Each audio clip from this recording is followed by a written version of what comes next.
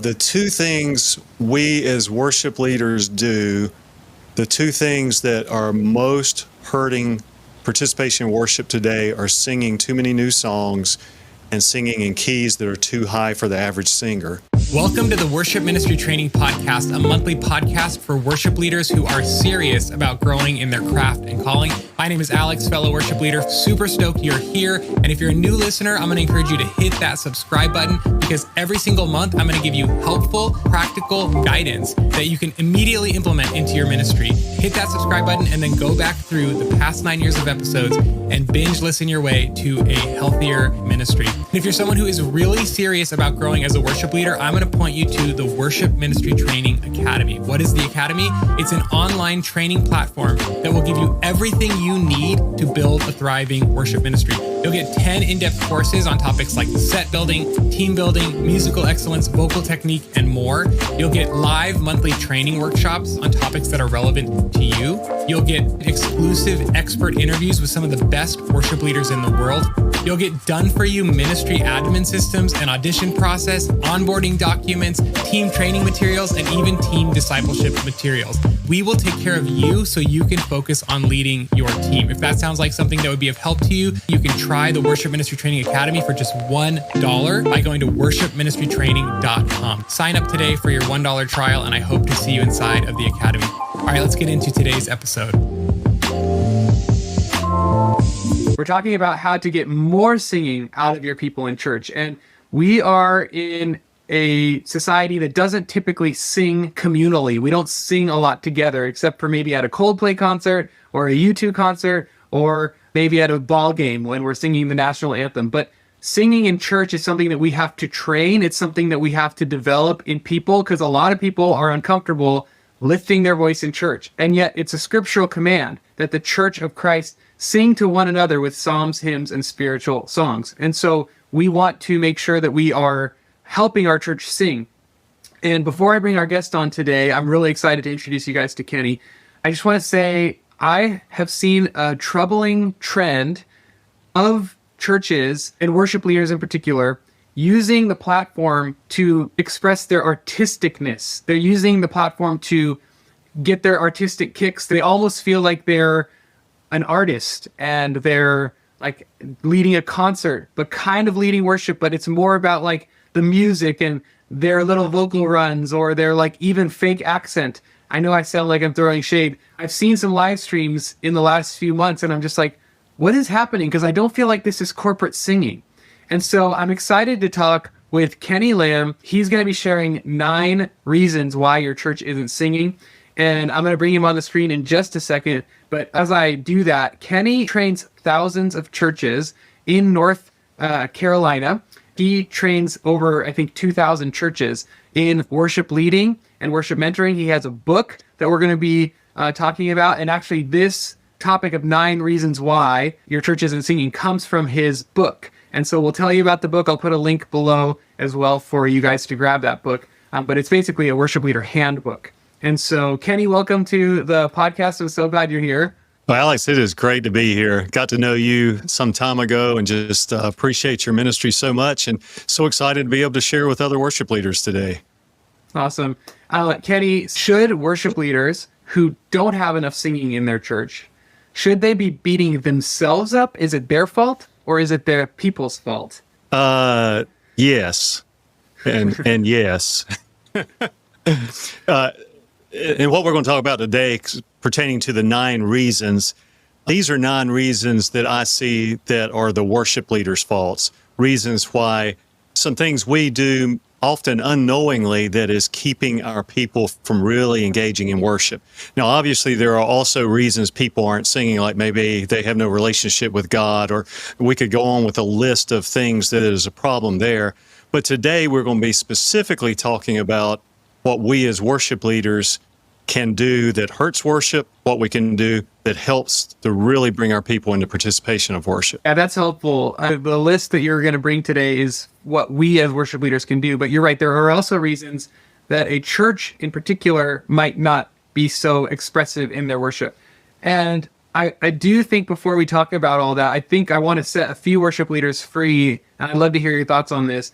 Some cultures are less expressive.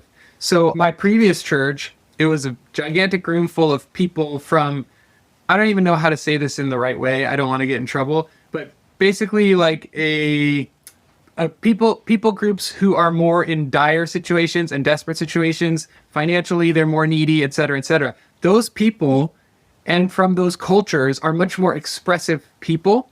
And that church that I was at was extremely expressive, loud, cheering, shouting, raising their hands, crying, singing loudly, right? And so it was culturally more expressive as a church. My new church is a wealthier church, less needy, so they're less desperate. And therefore, I've seen less engagement, and they haven't been trained over many years to be more expressive. But I want to just set some worship leaders free, and then I do want to hear what you think about this.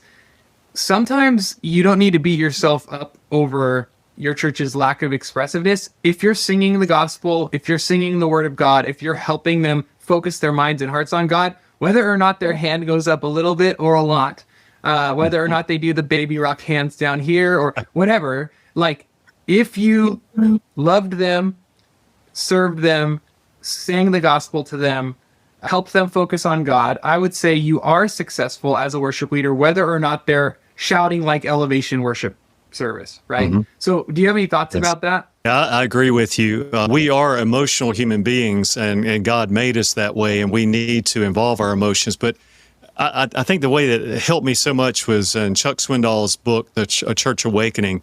He talks about the essence and expression of worship.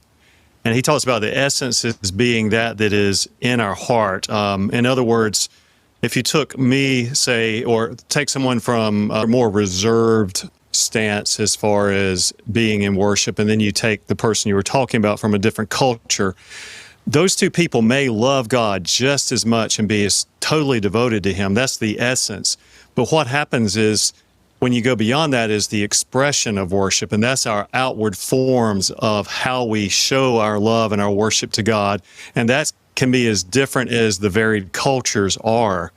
And he goes on to say that where we start having problems with worship wars today is where people clash over the expressions of worship. And if you think about that, that is so true. So I agree with you that we shouldn't be necessarily looking for or judging how well we're doing by looking at the outward forms, although we need to help encourage and help people to be comfortable expressing themselves in ways that's maybe outside of their comfort zone, outside of their box right now. But certainly there's going to be a difference in that, and that outside doesn't always indicate what's going on the inside. Yeah, I'm just thinking maybe there's a worship leader in Norway who's listening, and they lead a very stoic Baptist church where no one raises their hands. It's like, don't judge yourself based on their lack of expressiveness. That's just part of the culture. So thank you, Kenny. So, okay, let's dive into these 9 reasons why people don't sing. The first one you wrote down is they don't know the songs. Can you elaborate? Yes, I can. Let's think back a few years. Do you remember the book that is called a hymnal? Has everybody seen one of those before?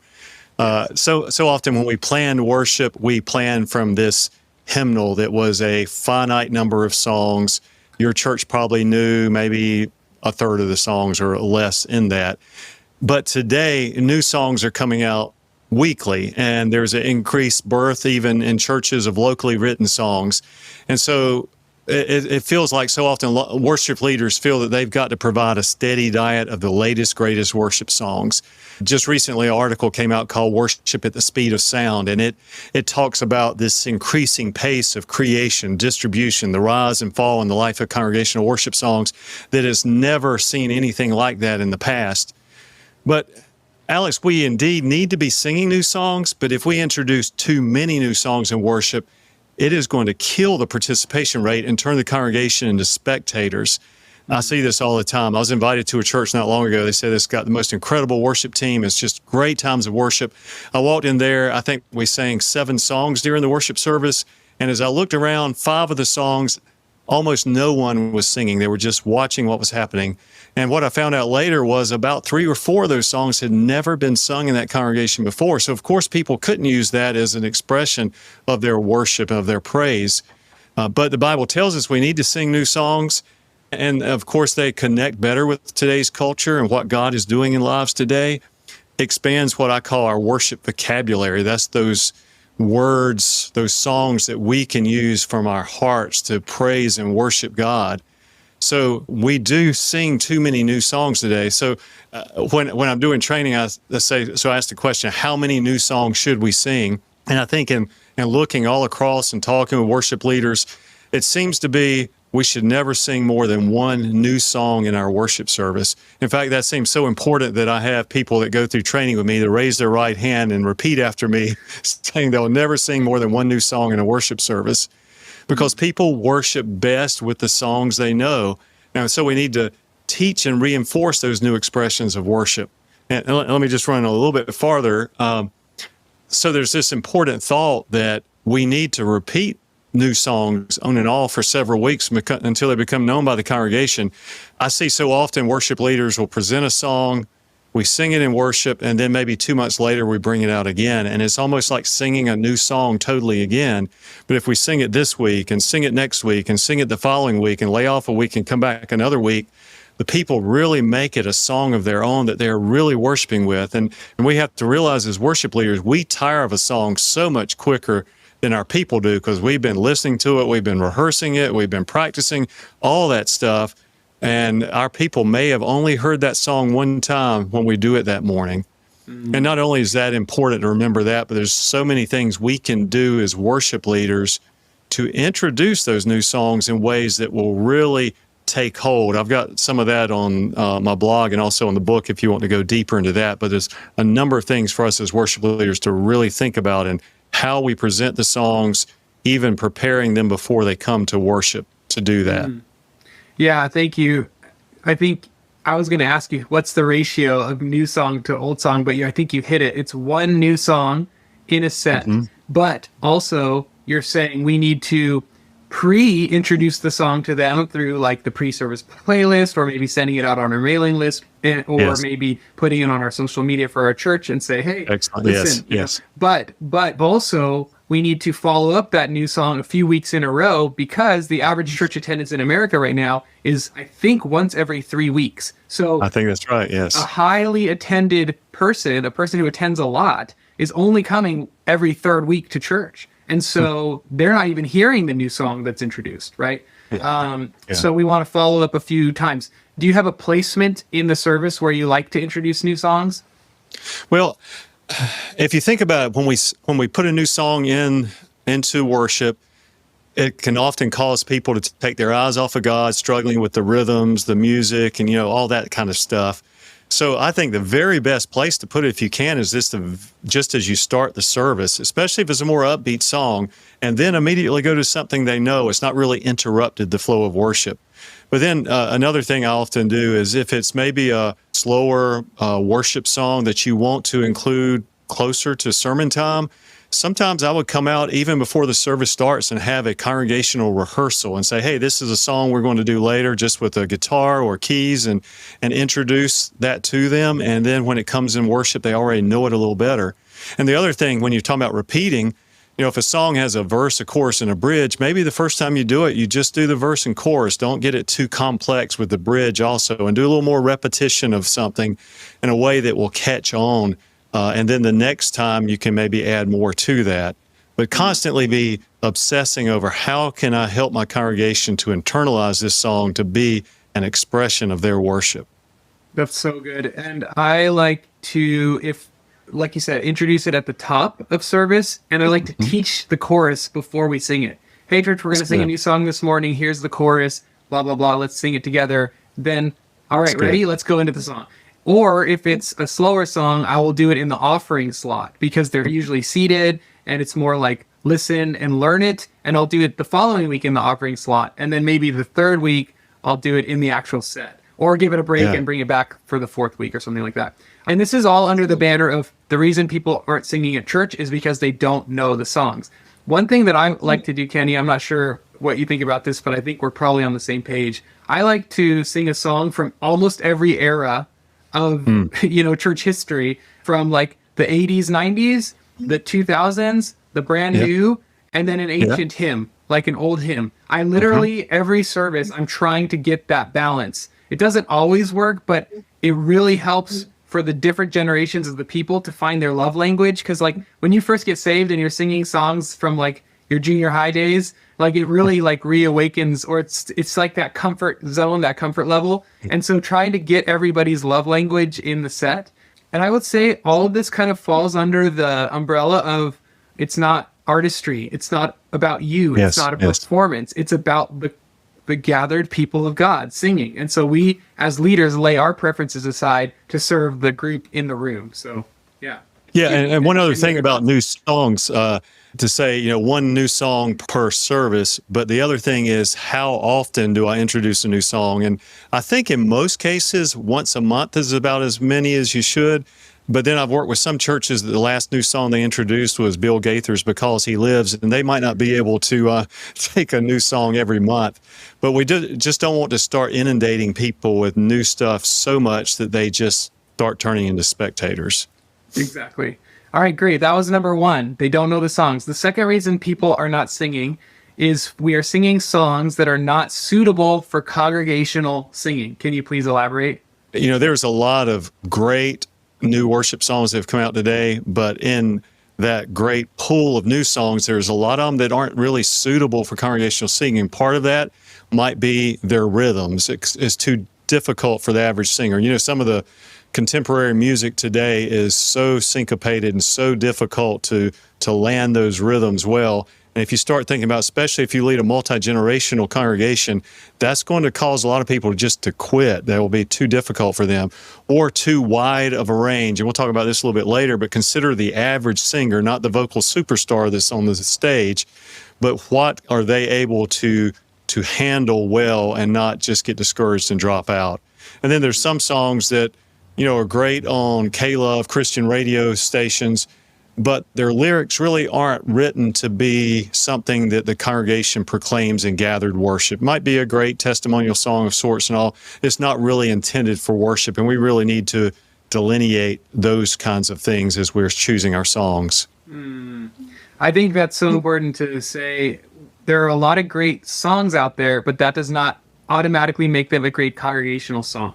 That's right. And I am thinking about a couple of live streams I saw recently. There was a church playing the song Holy Water by like We the Kingdom, and I was listening to it and I'm like, this is a cool song, but it's not really like worship. You know what I mean? Yes.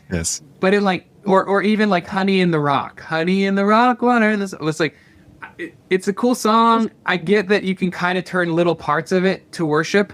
So for me, I'm boring. I like those simple singable songs, and the church does too. And I think you're so right about that. Do you have a criteria for determining a good range of a song, like vocally, for your church? Well, Alex, thank you for leading right into point number 3. Let's do it. Number 3. We are singing in keys too high for the average singer. And let me just step back here and say, of the two things we as worship leaders do, the two things that are most hurting participation in worship today are singing too many new songs and singing in keys that are too high for the average singer. Because think about this, when we pitch songs in keys that are too high, the congregation is going to stop singing, they're going to tire out, eventually quit, become spectators. And that usually happens more with your men than it does with the ladies too. But Alex, here is a critical understanding. I think you alluded to this. Our responsibility is to enable the congregation to sing their praises, not for us to showcase our great platform voices by pitching songs in our power ranges, sounding like the recordings that we hear. A worship leader's calling is to help the people sing with all their being, even at the sacrifice of some things we as musicians would prefer for the way it sounds, perhaps. Because worship is not about impressing the congregation with our extraordinary vocal skills, instrumental skills. Rather, as worship leaders, our task is to enable others to worship.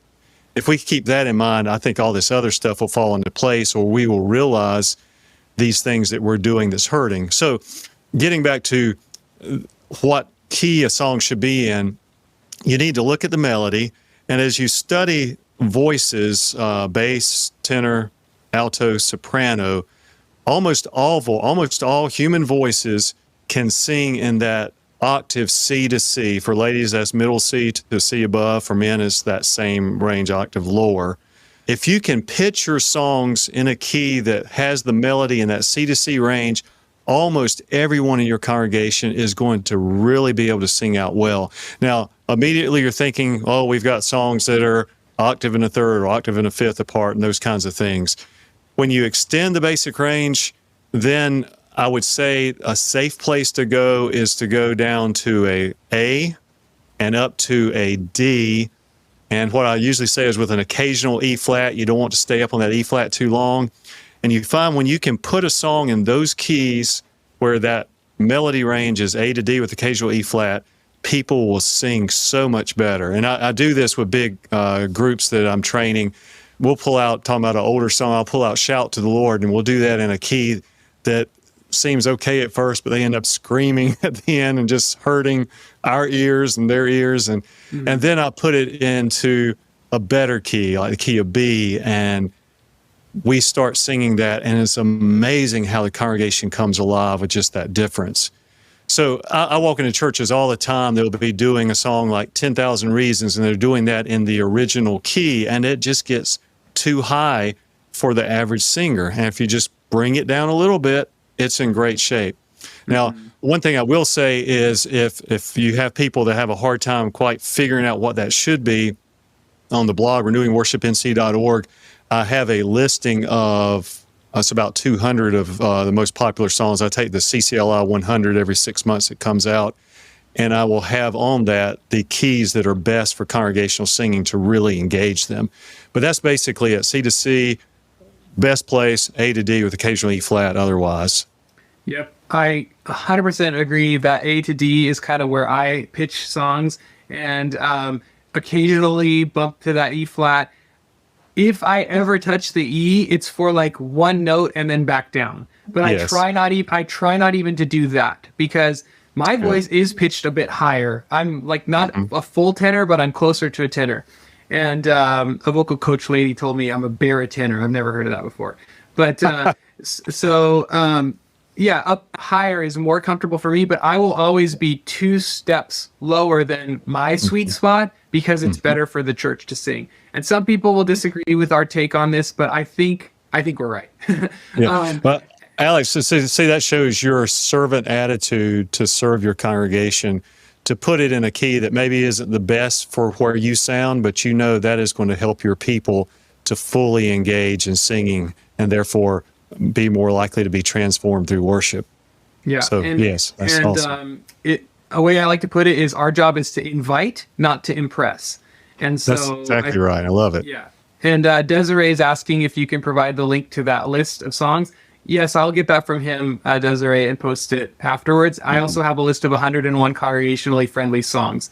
So we'll post all that for you guys later. I also want to share something that I found regarding keys and pitch and how high, especially, which probably this is going to describe the majority of most churches, especially in smaller rooms with more acoustic bands and early in the morning, people are not ready to shout. Okay. So they're not going to try to get up there with you. And so when it's an early morning acoustic set, small environment, I go way lower than is comfortable for me, because that's going to actually help people to sing in a small room and not feel like they're shouting. Now, if you're in a huge room, huge, big band and everything, and there's a lot of energy, you can get a little more out of people because they feel the safety and the covering of, the arrangements and all that. But that kind of leads us into our fourth reason why people don't sing, which is the congregation can't hear the people around them singing. You want to talk about that? I do. I want to talk about that. If our music is too loud for people to hear each other singing, it's too loud. Conversely, if our music is too quiet, generally the congregation will fail to sing out with power. So we have to find that right balance, strong but not overbearing. I've seen churches that pass out earplugs as you enter because the sound levels are so high. I had one worship leader that had read an article I wrote on the blog about volume levels, and he basically said, and with pride, they pass out earplugs. He said, and we keep it at, I can't remember what decibel he said it was, And he indicated that OSHA had indicated that as long as you did that for less than 20 minutes, there would be no permanent hearing loss. And I thought, wow. But that certainly turns the room more into a spectator event, since you can't hear this corporate part of worship, people around you singing. Also, I hear those complaints from people all the time saying the music's too loud, it physically hurts their ears. You know, there are definitely times we want to raise the roof with a great sound of voices and instruments, and there are times we want to let our a cappella voices fill the space. And there's levels everywhere in between that we need to utilize to express our worship. But when the band and singers get too loud, I guess we encourage a performance environment rather than participatory worship. And maybe of even greater significance, music that is too loud negates the biblical imperative that you mentioned just a while ago, alluded to, that worship should be both vertical, congregation to God, and horizontal, congregant to congregant in nature. So it's talking about speak to one another, the horizontal, and making music in your heart to the Lord. We have to understand that it's a both and gathered worship has that communal aspect that differentiates from personal worship. So I find when I'm experiencing worship in a place where I can see the people around me and I can hear them, it's encouraging to me and helps me worship greater to see a grandmother, a daughter, and a granddaughter standing side by side, boldly singing songs to the Lord together. That motivates others to worship wholeheartedly, or to see a family present that just lost a loved one and see them raising their hands in worship and praise. That encourages me to worship more. That communal aspect of corporate worship can't be understated. It's got to be vital to our lives to have that interaction in worship. And I guess so often in instances of contemporary worship, we transform our times of gathered worship into a feeling of personal worship by cutting out the lights and raising the music so we don't see or experience anybody around us, but just see the people on stage. And we've got to get beyond that to make our times to exhort, to encourage, to comfort, and so much more that happens in that horizontal aspect of worship. Mm-hmm. Yeah, it's not a concert. We are not copying. We are doing church, which is radically different purpose than a concert. And the corporate aspect of church is the point. And so the reason we're together is to be together, not to be in our little dark little bubble where, I could just sing my little heart out to God. It's like, no, we're supposed to sing to each other. And you're mentioning both lights and sound, not too dark, not too loud, just right. And there is that Goldilocks zone where it's not too bright because that's kind of awkward. It's not too quiet because that's kind of awkward, but it's not too loud and not too dark because that just defeats the whole purpose. So we got to strive for that balance. And I like to hear the voices popping up just over the top of the mix. So the mix is there, it's warm, it's full, but then you still hear the people's voices over the top. And I intentionally every week build pockets into my set where it's like a down chorus and they're really hearing themselves sing. Yes.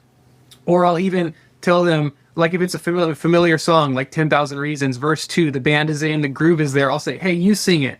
And then I'll back off the mic and I'll let them carry and actually lead the song. So they feel like they're a part of it. And I actually have in the Academy, for you Academy members, there's a course called Increasing Congregational Engagement. So if you are wanting to see more engagement, 1, get Kenny's book, but 2, check out the course because you guys already have access to it, okay? So yes, I like to leave space in the set for people's voices to pop out. And I also don't use tracks anymore. And I'm not saying it's wrong. I sometimes use them occasionally, but when you fill every crevice of the frequency spectrum with tracks and with all this extra sound, there is no room for the congregation's voice. And so I don't use my band. I mean, we have a really good band right now. And so we don't need any extra support for it to be full and beautiful and epic. But I would say don't use tracks for every song if possible. Many songs don't need them.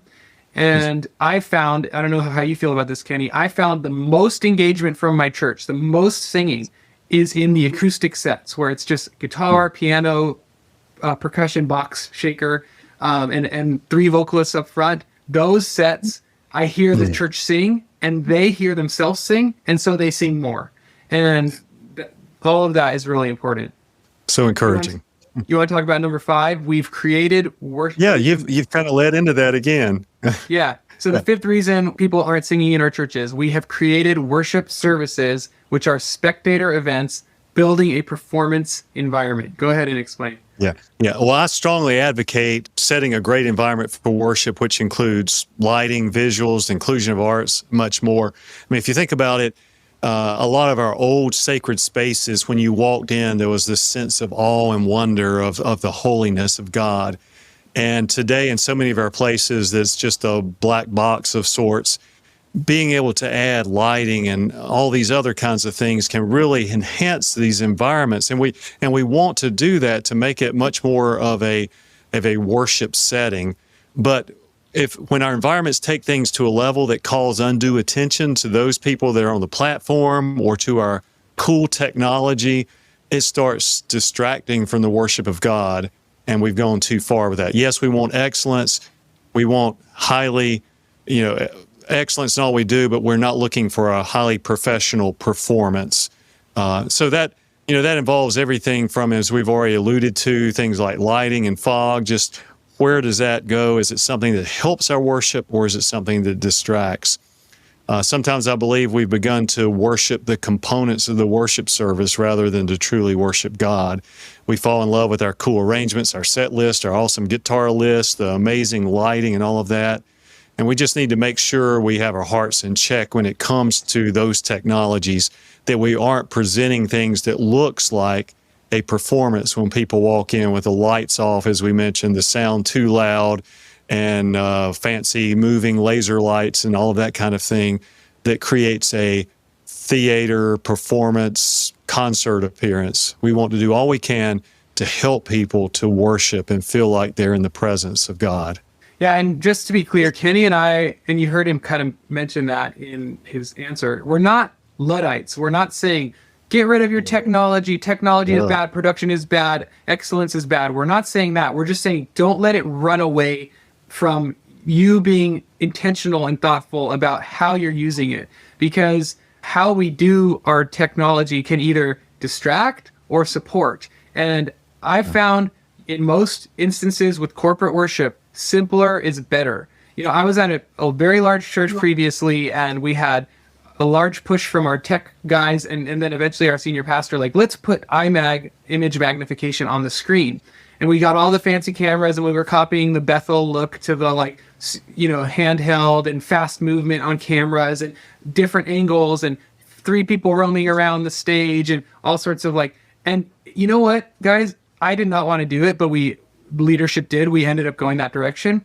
And I'm telling you, as soon as we put the iMag on the screen, engagement dropped, because now everybody was just watching the screen. They were watching all these crazy angles. It was taking their attention off the lyrics and off the Lord, and it was putting it onto the screen. And I remember talking to Jeremy Riddle, and he said that at his church, they always ask, how is this production method or element helping make disciples? That was their one question. And then they just got rid of so much of their excess production because it was starting to run away with itself. It was the cart before the horse type idea. And so, we really want to make sure that we're fighting against that consumeristic mentality. And maybe you're in a church that has all that stuff and it has all the tech, but you can work against it through a couple things. One, just intentionally being a strong leader who's working towards connection and connecting with people, being real, being authentic, not putting on a show or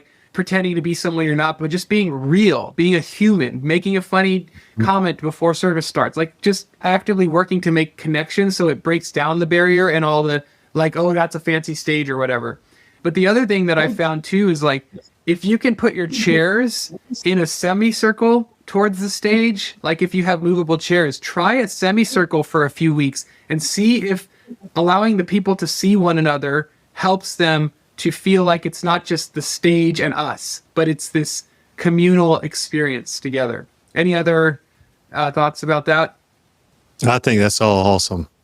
Really good. Great. The 6th reason from Kenny's book, why the congregation is not singing, is that they feel they're not expected to sing. So what do you mean? Yeah, I think sometimes as worship leaders, we can give mixed signals. Let me give an example. I had someone come up to me one day and say, Kenny, should I have been singing Sunday? I really didn't know. And they had their primary worship leader, the worship pastor of their church was a guy, And that team was leading that morning. And on a particular song, one of the ladies on the team led off at the beginning. He said, now the words were on the screen and she was singing the words, but the rest of the worship team had turned to the side, holding their microphones and watching her as she sang. He said, was I supposed to be singing then? And I said, well, I'm guessing that they thought in their minds that you would be singing, but they were featuring her voice. But you see, what they were thinking and what they were expressing in their actions was totally different, because it looks like to the congregation, we should stand here and watch her as she sings. Now, if they intended that to be congregational, then I tell people that are singing on my team, if one person is the one that's on the mic that's being heard, all of us are singing, all of us are still looking out at the congregation as if we are engaging with them when we're on the mic, to let them know this is a corporate worship experience. It's not something that she is doing by herself in a performance mindset. And that you can still have the very same sounds with all that and the beauty of layers and that kind of thing. But what it does is it helps your people understand they're supposed to be singing. If there's ever a time you look out and they're not singing and there seems to be some question, you can just give them a, join with me in singing or something. But we as worship leaders need to always be thinking, is it clear to our people that we want them participating with us? Are we doing something that's preventing that? Yeah, that's huge. You gave a couple of methods to help the church realize that they're supposed to be singing. You said that the background vocalist should be singing off mic when they're not actually singing their part. I think right. Including the band as well. Hey, band, sing as much as you're able. You said vocal cues, and I do have a full episode about vocal cues, guys, which I will put a link in the description after this, or I'll post it in the Academy later. But vocal cues, saying and singing certain things to encourage more participation. Are there any other methods you have for encouraging more singing? I have a few if you don't have any. You go ahead right now. That's good. All right. Yeah. So I actually just recorded 5 phrases that will help your congregation sing more. It'll come out like probably in August, so it's a ways away. But I'll just share a few thoughts. One, like thanking them after the worship time is over. You pray, you say amen. Thank your church. Say, you guys sounded beautiful. Thank you for singing with us. Thank you for worshiping with us. Thank you for loudly expressing your praise to God. It helped lead me in worship. You guys were leading me. You guys were leading each other. Thank you. And you all sounded so beautiful today. Like just that phrase, it enforces the fact that you expect them to sing and you appreciate them when they sing. And so there's a lot more that can be said. Again, I'll put the vocal cues episode in the Academy for you guys, and also for those listening later in the podcast show notes or the YouTube video. So cool. Any other thoughts about that? I think that's great. I can't wait to see your thing coming out in August. Yeah, me too. I'm excited. The one problem with being so far ahead with all your content is like you record it and then you have to wait 5 months to get it out to the world, but whatever. Okay, we number 7 reason why people aren't singing, and then we have 2 more. Number 7, we fail to have a common body of hymnody. Go ahead and explain those complicated words. This really gets a lot to the issue of song list, and I think you mentioned something about that earlier. For denominational churches or even others, as I mentioned earlier on, we had the hymnal, and that was our body of song. So when I was growing up, I was a Baptist then, still Baptist. If we were traveling somewhere and stopped to worship at another church, we almost always knew the songs they were singing because it was probably from the very same hymnal that we sang from. Today, that has changed vastly because of the tremendous body of songs, and some churches are following more Sovereign Grace songs, and some maybe more Bethel songs, and just a wide variety of things. And the fact that every church may be very different in the songs that are on their song list can cause some issues, especially in a transient world like we live in today. Let's say a family has been in Alex's church for some time, and he has song list A, and their family moves over to North Carolina and comes to my church, and we have song list B, and there's nothing that's alike in both of those. So when they come into our church, they're going to be struggling to have an expression of worship that they can sing well because they won't know any of the songs. So what I'm saying is there should be some level of commonality. And one of those places is to look at, for instance, the CCLI top list, where songs that are very common among our churches all across North America, to pull a lot of those kinds of things to make sure that there is some commonality between places. But the other thing that gets into almost just a whole nother topic that we don't have time to drill down into is how many songs are on your song list. And I've really struggled with that and wrestled with that a lot lately to determine, how can you make it small enough that everybody is familiar with songs as you have people coming in that have never been in church anywhere, but large enough to keep some variety. So there's a lot of things to think about when you start talking about what our song list is, what's going to be on that, and having some commonalities between our church and the greater church across the world. That's really good. I saw a question here from Desiree, who's one of our newer Academy students, and she said, what do you think of special songs during the service? Desiree, we will answer that in our Q&A after the interview, so if you're able to hang tight till then, I would love to answer that and hear what Kenny thinks about special songs in service, where people are more in a listening posture. Okay, so we fail to have a common body of songs that everybody's familiar with. Number 8, second to last one, the reason people aren't singing in your church is the worship leader, you, are ad-libbing too much. Go ahead, Kenny. Tell us what you mean by that. Okay. Our congregation is, you might think of them like sheep following a shepherd. They are following us as we sing. A lot of them are not nearly as confident in their singing.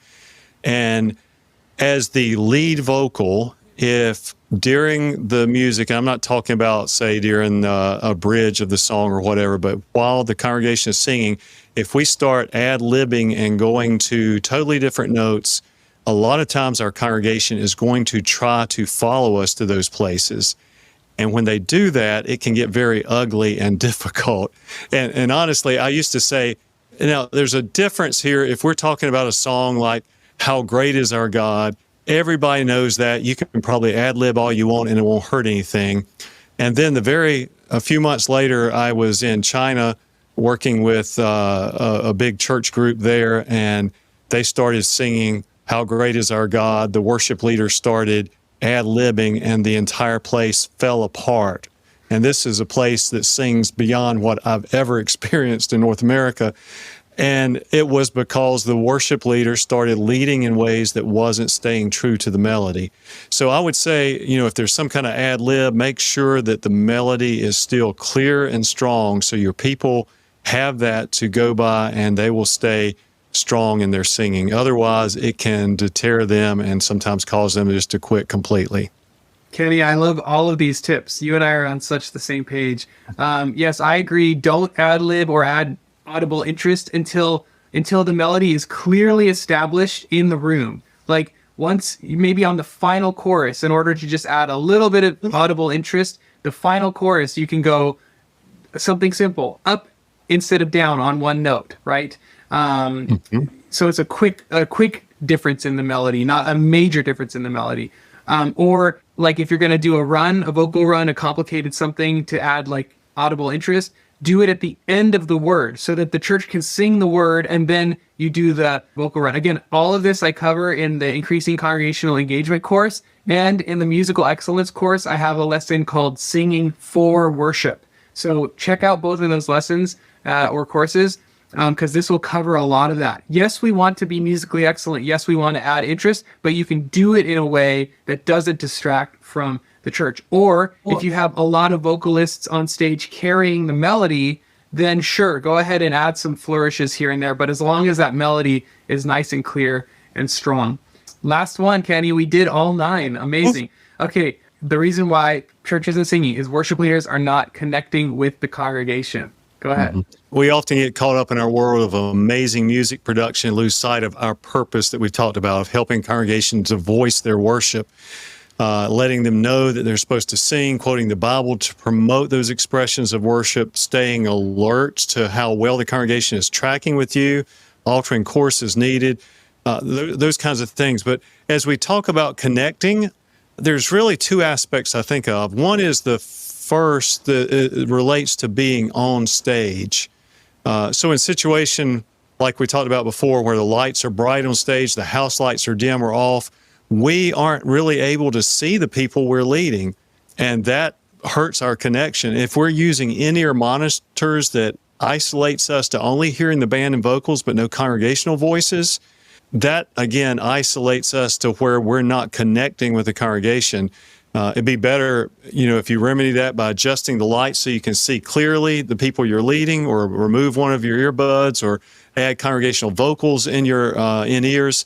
But whatever you need to do to be able to relate to your people in the congregation, and they can relate to us through this journey of worship. But the second area relates to our off-stage life. I think a lot of worship teams have gotten into a green room mentality, that they're in their green room, they come out and do their stuff, and they go back, and people in the congregation never interact with their folks. And folks, as worship leaders, our people, if they know us, they love us, they know we love them, they trust us, we can lead them in places that we could never take them if they didn't have that kind of trust and that kind of love. So spend time doing life with your people in the congregation through fellowship, through discipling relationships, through mission project involvement. And this is going to help you connect on a deeper level. So as you lead them in worship, they're ready to go with you. So when we have that green room mentality of being superstars on stage, that's going to only lead to creating a spectator mentality in the congregation. Yes, be available to your church. Be out with the people. Don't be backstage. I love that. And being warm and welcoming on stage to start, like we talked about earlier, being human. One thing I did on Sunday last week, I actually I said, "Good morning, everyone." And then some people smiled at me, and I was like, "Thank you for that smile." And I pointed at them. And then in the second service, I actually called someone out by name. I said, "Hi, Dorrit." Before we started service, kind of as the countdown timer hit 0, the lights came up. I actually just very quickly waved at someone specific and said hi. Just trying to reach across from the stage to the pews to get people to feel like we're just hanging out together. This is not a concert. This is not a performance. This is not professionalism. This is family. Okay.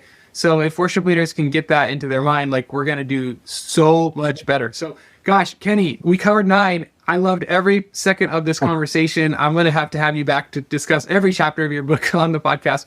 But tell our listeners, our viewers, where can they get the book? Again, guys, this is a worship leader handbook. So it's pretty in-depth, every kind of major area of worship leading that you would want help on. Imagine the academy, the Worship Ministry Training Academy, but in book format with Kenny's wisdom, and he has a lot of it, as you've heard today. So where can people get the book? Where can they find the blog? And where can they keep up with you? Yeah. The blog is renewingworshipnc.org. If you go there for the first time, there's a link at the top that says Top Resources. I encourage you to click that, and that'll hit some of the most popular places that people are going to gain content from that. The book is entitled The Worship Ministry Guidebook. The easiest way to get that is on Amazon. There's also a website for the book, worshipministryguidebook.com. Working on a group study that will be free, that will be available there. It's not quite ready yet, but that's probably the best way to get there. Nice. It's nuts and bolts practical. So this 9 whatever that we just discussed is from the book. So it's one of the chapters in the book. Okay, so that's the kind of nitty-gritty practical stuff that you'll find there. So I'll put a link in the show notes or under the YouTube video as well. We are going to move into our live Q&A discussion. So for anyone watching after the fact, if you ever want to be able to interact with us during our live interviews. Anyway, I'm just going to run the outro, and that'll explain what you get inside the academy. The rest of you guys who are watching live, hold tight for just a second, and we'll jump into our Q&A session. Thanks for tuning in today. I hope this episode encouraged you, helped you, and pushed you forward in your ministry. If it helped you, can you take a second and help us by sending it to just one person that you think needs to hear this? And if you're feeling extra nice, leave us a nice, shiny 5-star review on Apple Podcasts, or like this video if you're watching it on YouTube. If you want to discuss this episode or ask questions, we do have a free section in our academy where you can post comments and questions and chat with other worship leaders just like you, and also sample some of our courses. And you can go to worshipministrytraining.com/free to join us inside the free portion of the academy. If you're looking for more, check out the Full Access Academy. You can get 15 days for just $1 to start and try things out. Again, you can try all of it for 15 days for just $1 by going to worshipministrytraining.com. Hope to see you inside the academy, or else I'll see you next month for another helpful episode.